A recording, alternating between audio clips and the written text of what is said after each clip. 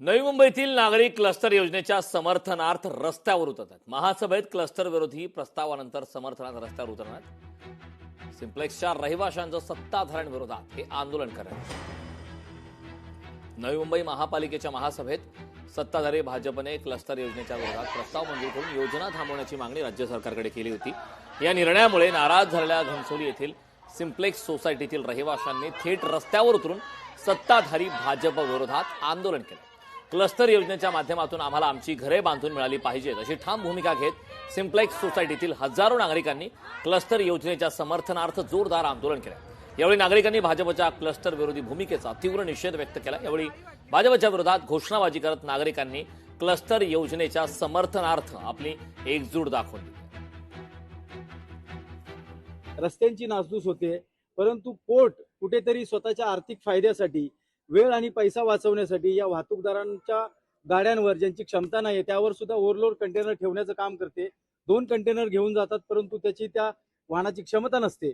त्याचमुळे हा सर्व वाद पिकलेला आहे आणि सन्माननीय राजसाहेब ठाकरे, मनसे नेते अमितसाहेब ठाकरे यांच्या आदेशानुसार आज मनसे नेते संदीपजी देशपांडे साहेब, मनसे सरचिटणीस योगेशजी परोळेकर साहेब यांनी आज या ठिकाणी भेट दिलेली आहे आणि संपूर्ण रायगड जिल्ह्यातील पदाधिकारी, आमचे जिल्हाध्यक्ष संदेशभाई ठाकूर, योगेशजी चिले या सर्वांच्या नेतृत्वाखाली या ठिकाणी आज एक ड्राईव्ह सुरू केलाय।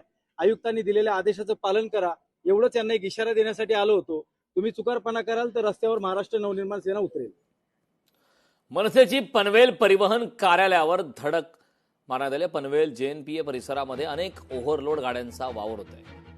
8 दिवसात ओव्हरलोड गाड्यांचा बंदोबस्त न केल्यास मनसे आपल्या स्टाईलने कारवाई करेल असा थेट इशारा आता महाराष्ट्र नवनिर्माण सेनेच्या माध्यमातून देण्यात आला आहे। नवी मुंबईमधील पनवेल JNPA परिसरामध्ये अनेक ओव्हरलोड गाड्यांचा वावर प्रचंड मोठ्या प्रमाणामध्ये वाढला असून यामुळे अनेक अपघात आणि अनेक निर्दोष व्यक्तींचे जीव गेले असून याला जबाबदार परिवहन विभाग असल्याचा आरोप मनसेनं केला। याबाबत अनेक पत्रव्यवहार करूनही कोणतीही ठोस कारवाई न झाल्याने पुन्हा एकदा मनसे नेते संदीप देशपांडे, मनसे वाहतूक सेना सरचिटणीस प्रदीप वाघमारे आणि मनसेच्या पदाधिकाऱ्यांनी परिवहन कार्यालयात जाऊन अधिकाऱ्यांची भेट घेतली आणि याबाबत कठोर कारवाई करण्याची विनंती केली। त्यानंतर बोलताना त्यांनी सांगितलं की जर पुढील 8 दिवसात अशा प्रकारची कारवाई न झाल्यास मनसे आपल्या स्टाईलने कारवाई करेल असा इशारा यावेळी देण्यात आला।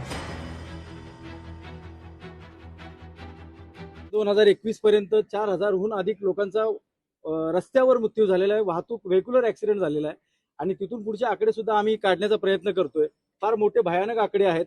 रस्त्यांची नासधूस होते, परंतु पोर्ट कुठेतरी स्वतःच्या आर्थिक फायद्यासाठी वेळ आणि पैसा वाचवण्यासाठी या वाहतूकदारांच्या गाड्यांवर ज्यांची क्षमता नाही त्यावर सुद्धा ओव्हरलोड कंटेनर ठेवण्याचं काम करते।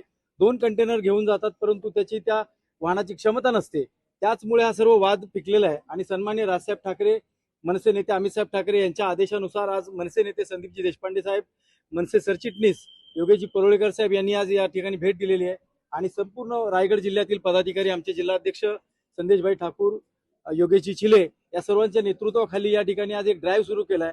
आयुक्तांनी दिलेल्या आदेशाचं पालन करा एवढंच यांना एक इशारा देण्यासाठी आलो होतो। लोकशाही मराठी ऐका, पहा, जागरूक रहा।